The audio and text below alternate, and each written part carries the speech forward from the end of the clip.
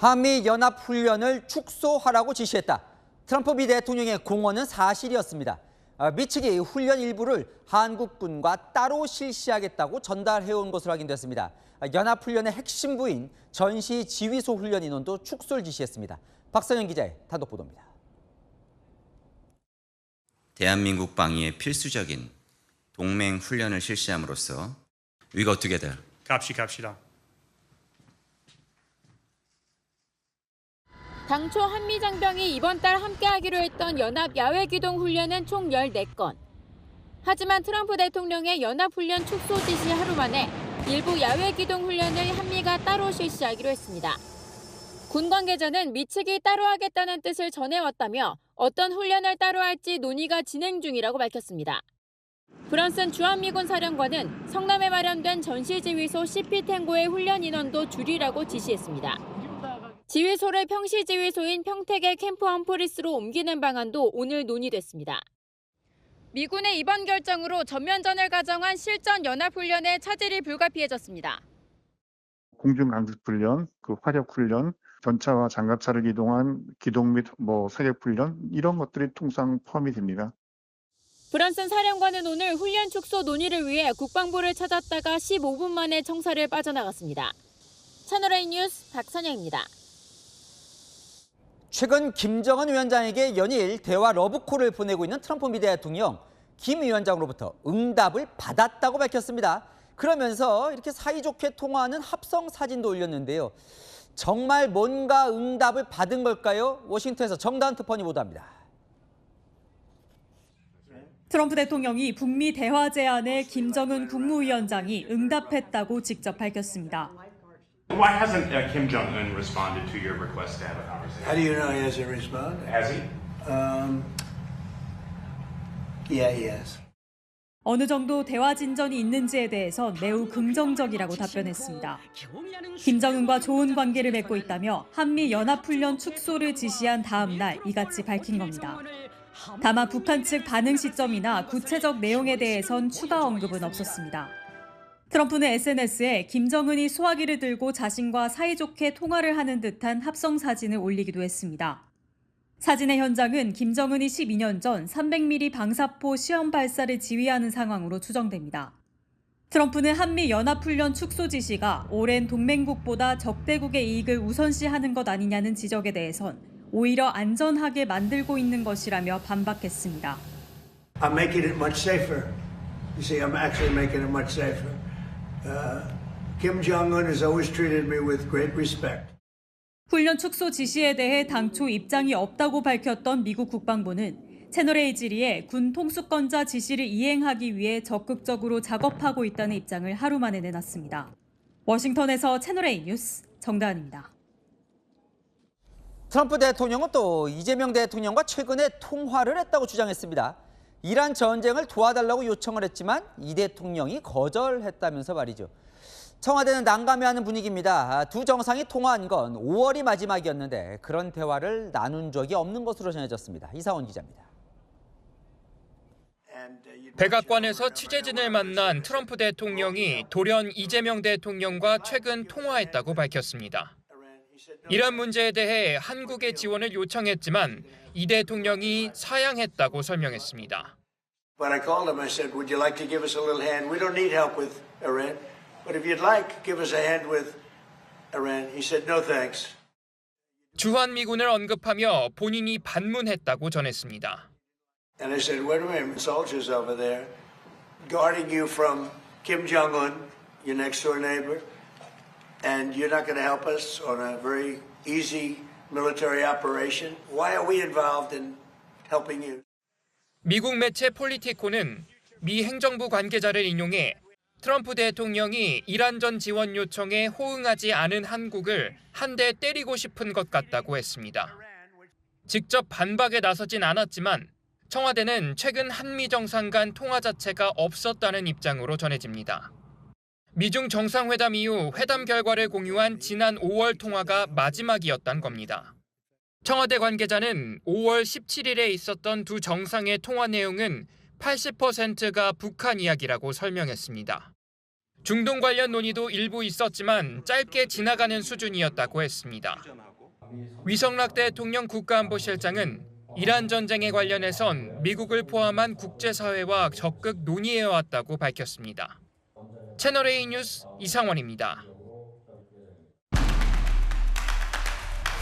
네, 안 기자, 정치부 김정근 기자 나왔습니다. 트럼프 대통령 말이 일단 허언은 아니었어요. 한미 연합훈련은 축소가 되는 거죠?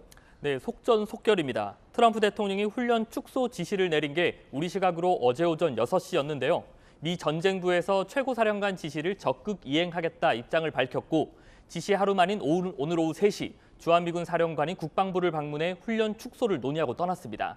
트럼프 대통령 지시가 착착 진행되는 모습입니다. 그러니까 오늘 이 브런슨 주한미군 사령관 보면 상당히 긴박하게 움직였어요. 네, 제이비어 브런슨 주한미군 사령관 오늘 오전 예정된 JSA 참석 행사에 불참했습니다. 긴급한 호출이 있었다면서요. 그러더니 오늘 오후 일정에 없던 용산 국방부를 전격 방문했습니다. 기자들과 마주쳤는데요. 온 이유를 숨기지 않았습니다. 트럼프 대통령이 트위터를 보지 않았냐, 이에 대해 논의하러 왔다고요. 네, 이 브런슨 사령관이 그동안 이 연합훈련을 상당히 강조했던 인물이거든요. 트럼프 대통령 지시가 좀 세 보이긴 합니다. 네, 브런슨 사령관의 한반도 전략적 중요성을 매번 강조해온 인물입니다. 지난해 통일부를 중심으로 한미 연합훈련 축소 이야기가 나왔을 때 브런슨 사령관 이렇게 말하며 반대했었습니다. 실질적인 훈련을 할 수 있다는 게 다른 동맹과 한미 동맹의 차이점이라고요. 그랬던 사령관이 훈련 축소 논의 전면에 선 걸 보면 트럼프 대통령의 지시가 강력해 보입니다. 네, 이 훈련 축소해도 괜찮은 거예요? 우려되는 대목 있습니다. 이 한미연합연습은 크게 지휘소 훈련과 야외 기동 훈련으로 나눠집니다. 브런슨 사령관 결정을 보면 사실상 둘 다 축소됩니다. 지휘소 훈련이라는 건 북한군과의 가상 전투를 진행하는 일종의 월게임 훈련입니다. 이 연습이 진행되는 전시 지휘소를 CP 탱고라고 부르는데 여기서 미군 인원을 일부 빼기로 결정한 겁니다. 이번에 못하면 내년 3월까지 대규모 지휘소 훈련을 못할 가능성 큽니다. 야외 기동 훈련은 일부 따로 하겠다고 사실상 통보했는데요. 전직 핵심 군 관계자는 연합훈련이 사실상 영건이 되는 것이라고 설명했습니다. 야, 이 연합훈련인데 따로 하겠다는 건 좀 심상치가 않아 보이기도 하는데 오늘 우리 이 대통령은 자주국방을 강조를 했습니다. 네, 오늘 을지 국무회의에서 대통령은 자주국방 그리고 전시작전권 전환을 강조했습니다. 무기체계와 전력 규모 측면에서 이미 우리 스스로를 지킬 역량이 전 세계적으로 몇 번째 안에 들 정도라면서요. 미국의 훈련 축소 압박에 끌려다니기보단 원칙을 강조하며 흔들림 없이 대비하겠다는 취지로 보이는데요. 청와대나 정부 쪽 기류를 살펴보면 한미 연합훈련 축소의 가장 큰 이유론 한국에 대한 불만보다 북미 대화에 대한 강한 의지로 보는 분위기입니다.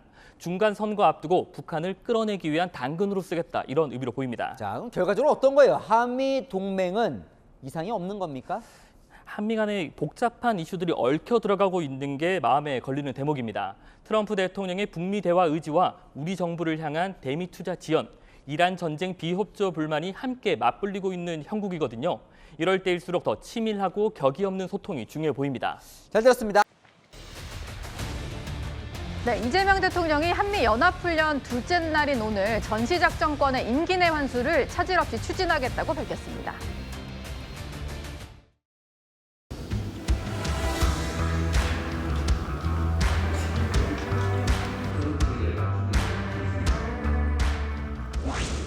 무기 체계와 전력 규모 측면에서 보면 이미 우리 스스로를 지킬 역량이 차고 넘친다고 해도 과언이 아닐 정도입니다. 전시 작전권의 임기 내 완수를 차질 없이 추진해 나가야겠습니다. 아울러 국군사관학교 창설 준비 또한 흔들림 없이 진행해 주기 바랍니다. 네. 오늘 을지 국무회의가 있었습니다. 거기서 나온 얘기인데요. 공교롭게 트럼프 대통령이 한미 연합훈련 축소를 지시한 바로 다음 날 우리는 자주국방을 강조한 셈입니다. 김종욱 부원장님, 뭐 이걸 어떻게 해석해야 될지 모르겠는데 한미 정상 간의 어떤 메시지가 뭐 약간 한쪽은 축소하려고 하고 우리도 그러면은 뭐 상관없어, 우리끼리 자주국방 가능해, 뭐 이렇게 해석이 되기도 하거든요. 그렇지는 않은 것 같고요. 가장 큰 문제 중에 하나는 뭐냐면 지금 미국에 있는 국방부, 그다음에 미 국무부, 그다음에 워싱턴 매파 조야들 같은 경우는 전작권 환수에 상당히 반대하는 흐름들이 분명히 존재하고 있고, 예. 주한미군 사령관 같은 경우도 그런 부분에 대해서 반대 입장들을 가지고 있는 측면들이 있어요. 그래서 지금 전작권 환수 문제가 뒤로 계속 딜레이되고 있는 상황들이 만들어지고 있습니다. 그렇게 되면 이재명 대통령의 임기는 계속 앞으로 진행이 될 수밖에 없는 상황이고, 임기 내에 소위 한미 트럼프 대통령과의 약속을 했던 전작권 환수가 지난 정부와 마찬가지로 안 될 수 있는 가능성이 꽤 높기 때문에 네. 저런 회의가 있을 때마다 전작권 환수에 차질이 있는지 없는지 확인하는 측면들이 분명히 있습니다. 그리고 전작권 환수를 한다라고 얘기하는 건 한미 연합 방위력도 중요합니다만 자체 내에 대북 억지력을 확보하는 문제가 가장 중요하기 때문에 그런 방향으로 서서히 전환해 가야 된다라고 하는 측면들의 얘기가 있는 것 같다는 생각이 들고요. 그래서 이 문제를 트럼프 대통령의 발언에 따라서 그것들에 대응하는 차원으로 이해하기보다는 전작권 환수라고 하는 저희가 정해진 이 기간과 틀 내에서 이 부분에 대한 속도감 있는 전진, 그다음에 완성 이런 것들 갖다가 좀 요청한 내용으로 이해하는 것이 사실에 더 가깝지 않을까 생각을 합니다. 네. 그리고 어제부터 시작된 훈련에 대해서는 이렇게 얘기를 했는데요.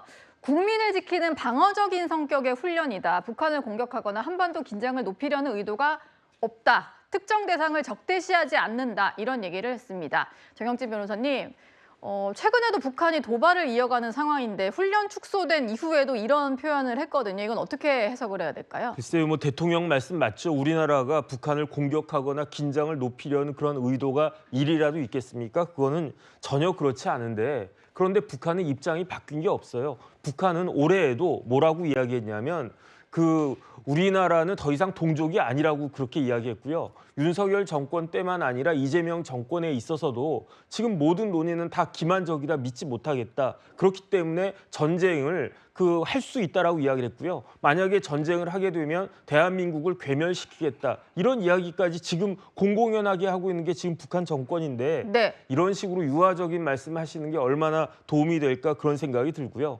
그다음에 안보는 조그만 틈도 없어야 되는 거 아니겠습니까? 우리나라 군대가 강군이 된 건 사실이지만 우리나라 군대가 막을 수 없는 게 있어요. 그건 뭡니까?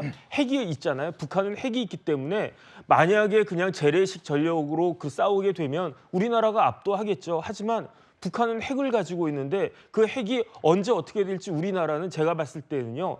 탐지할 능력이 없습니다. 제 미안한 이야기지만. 예. 왜냐하면 그 시스템이 미국이 가지고 있는 C4I 시스템을 우리가 따라갈 수가 없단 말이죠. 그러니까 우리가 아쉬우니까 미군의 C4I 시스템을 우리가 차용해서 거기에 의해 가지고 이런저런 정보 같은 것들 그래가지고 대응 태세를 하는 건데 이런 것들이 지금 흔들리는 것 같은 그런 의미를 보여주니까 그러니까 많은 사람들이 조금 불안해하는 것이 아닌가 이런 생각이 들고요. 이런 부분들에 대해서 대통령이 좀 정확한 정세 판단을 하시는 게 좋지 않겠는가 그런 생각이 듭니다. 예. 북한은 한미 연합훈련이 있을 때마다 민감하게 반응을 보여왔는데요. 이재명 대통령도 얼마 전에 이 문제를 언급한 적이 있습니다. 군사연습과 같은 자멸적 행위를 중단하고 하루빨리 지난해 4월과 9월과 같은 바른 자세를 되찾기 바란다는 이 기회에 남조선 당국자들의 배신적인 조사에 강한 유감을 표한다. 나는 위임에 따라 이거를 발표한다. 북한이 가장 예민해하는 것이 이제 한미 연합 군사훈련인데 남북 간의 평화 체제가 확고하게 구축이 되면 뭐 안 하는 게 바람직하겠죠. 그러나 이게 상황과 조건에 따라서 얘기할 것이 지금 미리 어떤 방향으로 예단하기는 어렵다.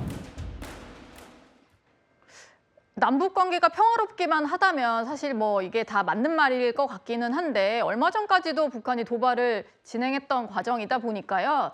어떻게 봐야 될지 모르겠습니다. 일단 한미연합연습이 시작이 됐는데 트럼프 대통령은 축소를 지시했고요. 채널A 취재 결과 기존 연합활동을 진행을 하는데 각각 별도로 실시하거나 일부를 취소하는 방안을 검토하고 있다고 합니다. 이동학 최고위원님. 네.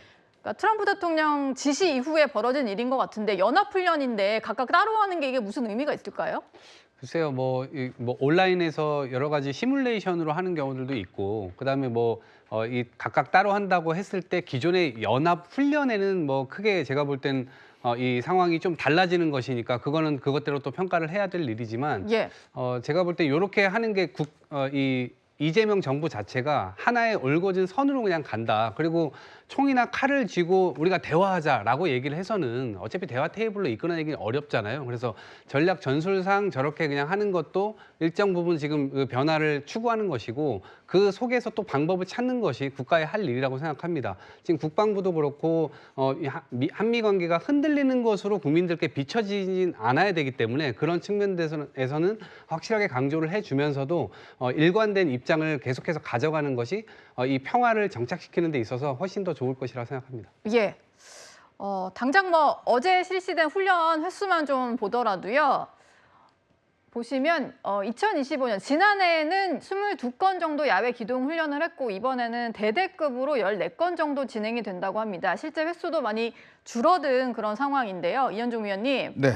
근데 지금 북한 같은 경우는 연합훈련에 대해서 엄청나게 좀 민감한 반응을 보여왔고 얼마 전에도 도발을 했었는데 이렇게 되면은 좋아하는 건 북한 아닐까요?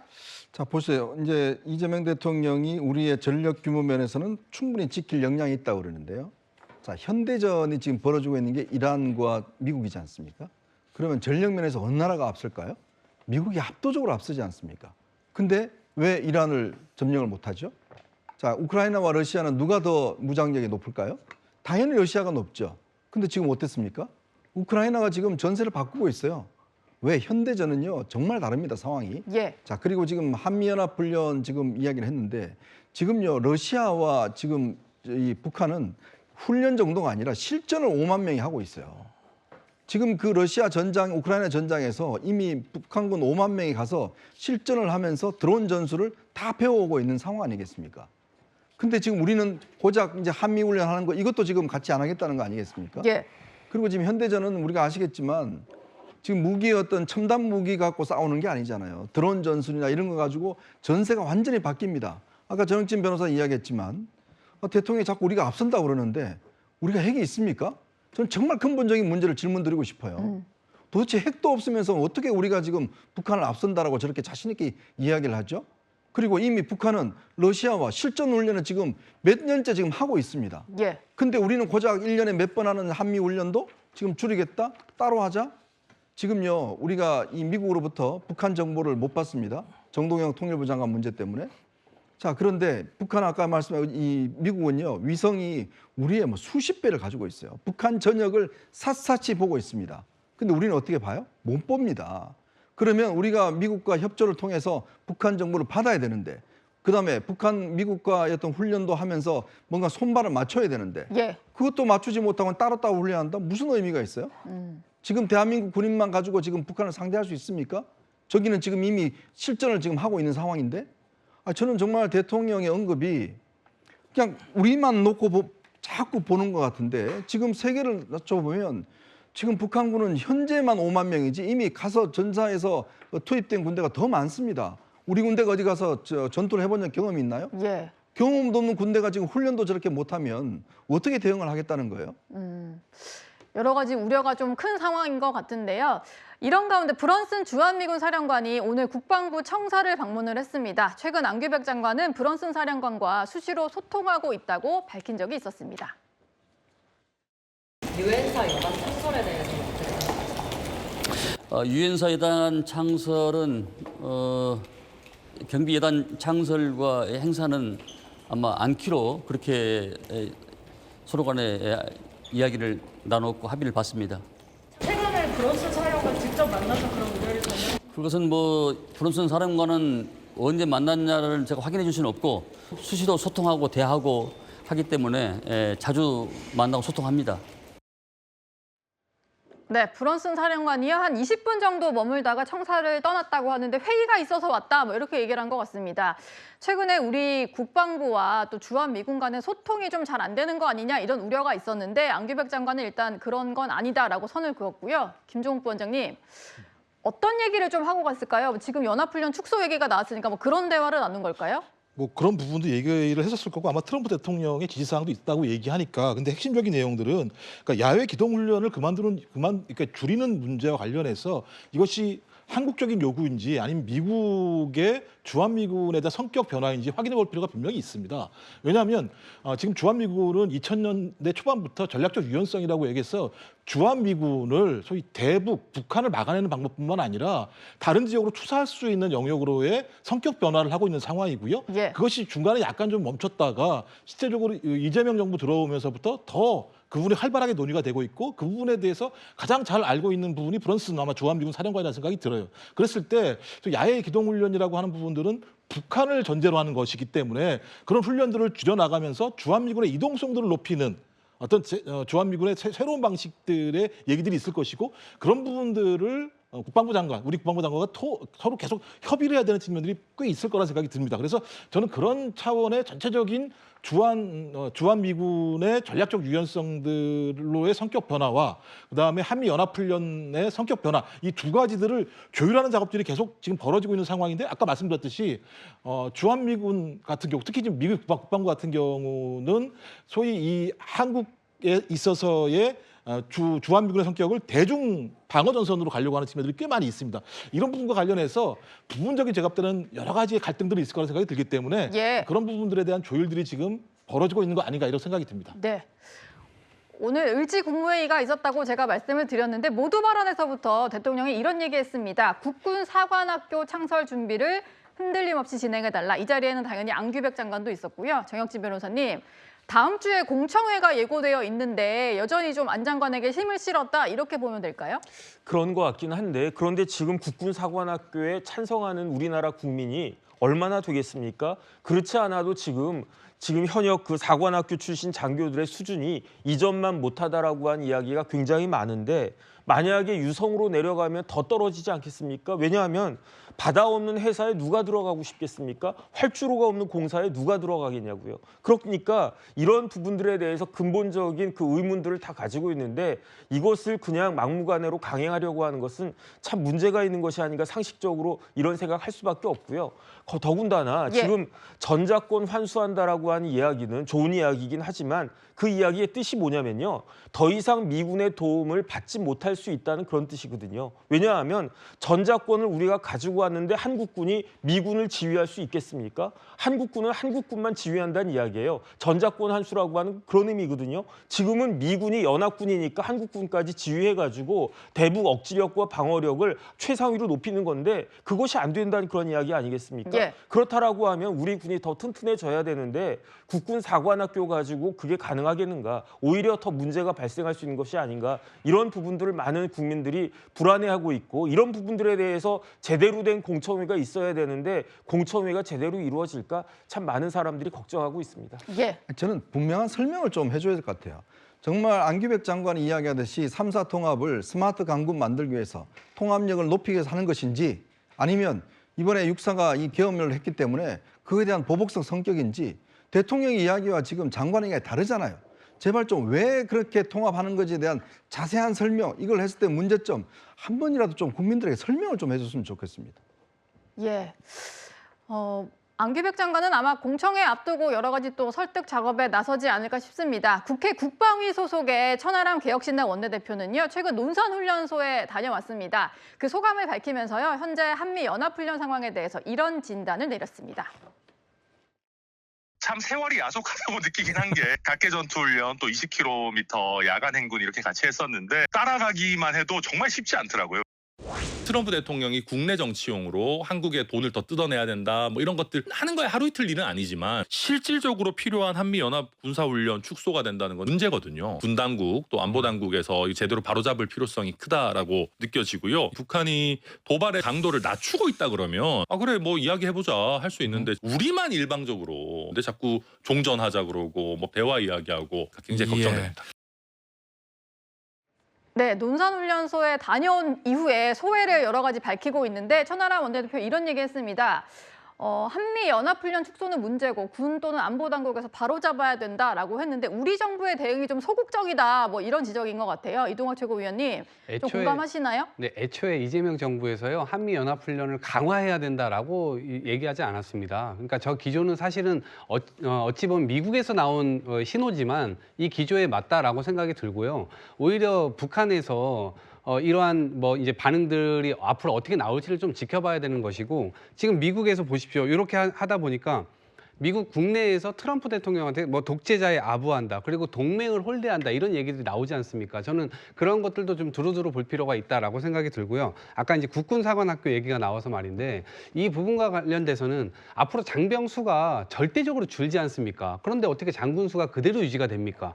각 학교도 유지하기가 쉽지 않습니다. 그리고 그 수업이 70%가 거의 이 대동소이하다라고 하는 건데 이 부분과 관련돼서도 합칠 건 합치고 효율할 건 효율화하면서 1, 2학년 때는 함께 배울 점들을 배우고 3, 4학년 때는 각자 흩어져서 전문성을 키운다. 이런 것도 전 논리에 맞다고 보거든요. 그래서 앞으로 대응해 가야 되는 국방력, 안보력 이런 부분들이 결국에는 군인 한 사람 한 사람을 어떻게 질을 높일 것인가 이러한 처우를 만드는 것도 저는 연동돼서 살펴봐야 될 점이 아닌가 싶습니다. 예, 우리 군의 문제까지 한번 짚어봤고요. 이제 다음 순위로 넘어가 보겠습니다.